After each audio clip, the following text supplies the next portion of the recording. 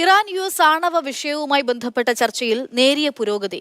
കഴിഞ്ഞ ദിവസം റോമിൽ നടന്ന 5ാം ഘട്ട ചർച്ച ആശാവഹമായിരുന്നുവെന്ന് ഒമാൻ വ്യക്തമാക്കി. ശാശ്വത പരിഹാരമെന്ന ലക്ഷ്യത്തിലേക്ക് മുന്നോട്ടു പോകാനാകുമെന്ന് ഒമാൻ വിദേശകാര്യമന്ത്രി അറിയിച്ചു. ഒമാൻ വിദേശകാര്യമന്ത്രി സയ്യിദ് ബദർ ഹമദ് അൽ ബുസൈദിയാണ് സമൂഹമാധ്യമമായ എക്സിലൂടെ ചർച്ചയുടെ പുരോഗതി സംബന്ധിച്ച സൂചന നൽകിയത്. ചർച്ചകൾ അന്തിമ ഫലങ്ങളിൽ എത്തിയില്ലെന്നും സുസ്ഥിരമായ ഒരു കരാറിലെത്തുക എന്ന പൊതുലക്ഷ്യത്തിലേക്കാണ് മുന്നോട്ടു പോകുന്നതെന്നും സയ്യിദ് ബദർ എക്സിൽ കുറിച്ചു. ആണവ വിഷയത്തിൽ ഇരുകക്ഷികൾക്കുമിടയിൽ ചർച്ചകൾ തുടരും.